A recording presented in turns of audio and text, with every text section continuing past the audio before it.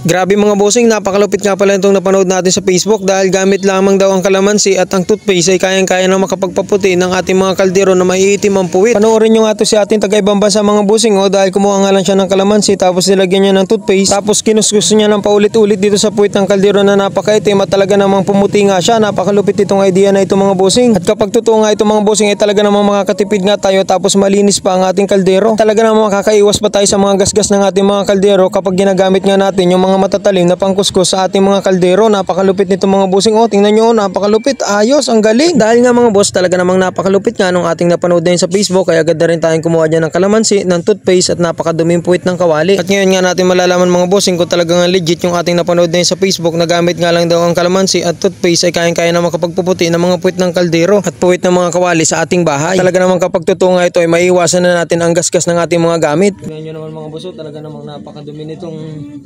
ating kawali. So ngayon tatry natin kung legit nga na lilinis ito mga boss. Kung kahit pa paano ay puputi-puti man lang. So ayun mga boss, ngayon ay tatry na natin balawan kung talagang may nagbago o luminis man lang yung ating puwit ng kawali.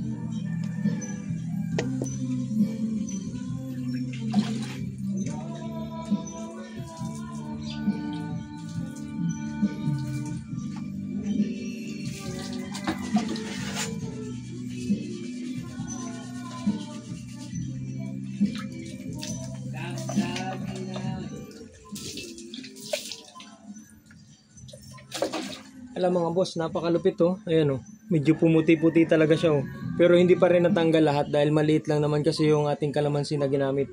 Ayan pumuti talaga siya mga boss. Ayos mga boss, napakalupit nito.